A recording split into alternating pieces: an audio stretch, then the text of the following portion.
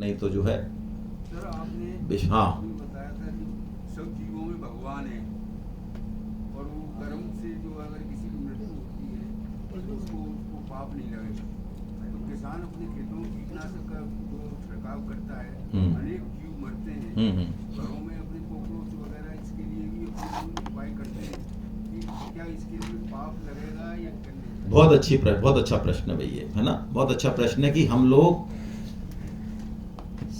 ना चाहते हुए भी घर में, एक शास्त्र में एक श्लोक आया है, ओखनी पेसनी चुल्लू, यानी पीसने में, कूटने में, झाड़ू लगाने में, पानी भरने में, खाने में, अन्न उपजाने में, इन सब में जो है हत्या, जीव हत्या होती ही, हम चाहेंगे तो भी और ना चाहेंगे तो भी। क्या करें तो उसका पाप लगेगा कि नहीं लगेगा?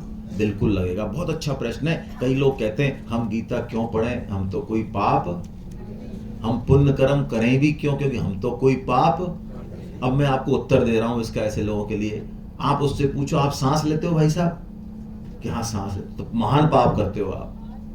पाप नहीं, क्या करते हो? इसलिए आपको गीता, अब ये इन चीजों में जो कि जरूरी है जीवन के लिए, इनमें जो पाप कर्म होता है, जीव हत्या होती है, उसके लिए शास्त्र ने प्रावधान किया कि आपको पंच महायज्ञ करने चाहिए। तो वो पाप होगा लेकिन आपके अकाउंट में नहीं जाएगा। पंच महायज्ञ, ठीक है? कौन कौन से? किताब में लिख रहे हैं आपके 3रे अध्याय में। सबसे पहले हम गाय को रोटी निकालते हैं, कुत्ते को देते हैं। क्यों? पंच महायज्ञ। गाय, उस अन्न में जो पाप लगा जीव हत्या का, उसका जो पहली रोटी है वो पाप निकल गया। अब बुद्धि मत लगाना इसमें, वरना मैं साइंटिफिक उदाहरण भी दे दूंगा। पाप निकल गया उस एक रोटी में, और अब जो बचा वो क्या बचा? अब वो अमृत बचा। तो गीता का साधक अमृत पाता है, पाप नहीं पाता। हमारे यहां कहा जाता है सबसे पहले बच्चों को खिलाओ, बड़े बूढ़ों को खिलाओ, उनकी आत्मा को तृप्त करो। इसका मतलब उनका भाग चला गया, अब क्या बचा? आपने जो पाया वो क्या बचा? इसलिए उस अमृत से पुष्टि होगी। दाग बादामों से पुष्टि नहीं होती तो फिर तो करोड़पति भी मरते थोड़ी। तो पंच महायज्ञ हैं, अतिथि को, देवों को, ऋषियों को, ये सारे ऋण हैं, 3 ऋण हैं, है ना। ये पंच महायज्ञ डेली हम यदि करेंगे तो हमको पाप लगेंगे नहीं। भगवान कहेंगे, आगे भी कहेंगे, 3.10, 12, 13, 14 में भी कहा, 18.48 में भी इस बात को स्पष्ट करेंगे। मैंने श्लोक नंबर बोल दिए, डिटेल में आप पढ़ लेना, ठीक है ना। हर कर्म में दोष है, इसलिए यदि कर्म कर रहे हैं, सांस लेने का कर्म भी कर रहे हैं, तो हम पाप कर रहे हैं, इसलिए उसका प्रतिकार करना जरूरी है, बहुत जरूरी है। बहुत अच्छा प्रश्न। हरे कृष्ण। और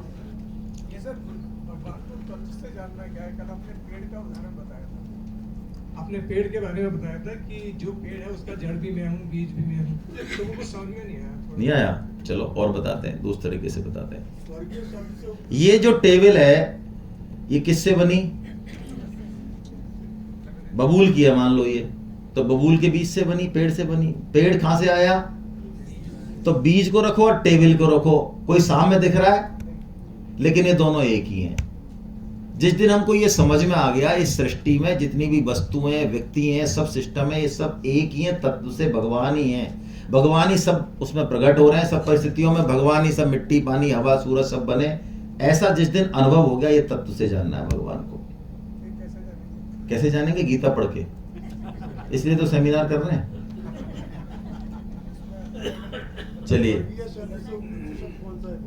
जी मैडम बताइए। बहुत फर्क है।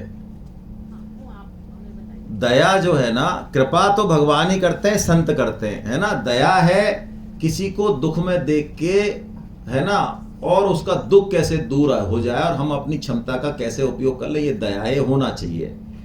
दूसरों पे, जीवों पे दया करने से भगवान प्रसन्न होते हैं। नारद जी ने भागवतम में 3 चीजें बताई जिनसे भगवान जल्दी प्रसन्न होते हैं। उसमें दया सर्वभूतेषु ऐसा कहा उन्होंने, ये श्लोक है। दया सर्वभूतेषु यानी सब जीवों पे हमको दया करनी, और निर्बल पर उस पर तो ज्यादा करनी चाहिए। कृपा भगवान करते हैं, है ना। कृपा अलग चीज है। कृपा ऐसा लगता है कि कृपा नहीं हो रही है, लेकिन कृपा का तत्व बहुत अलग है ना। वो भगवान या संत ही करते हैं। चलिए, हरे कृष्णा। अब मैं नेक्स्ट उसके लिए जो है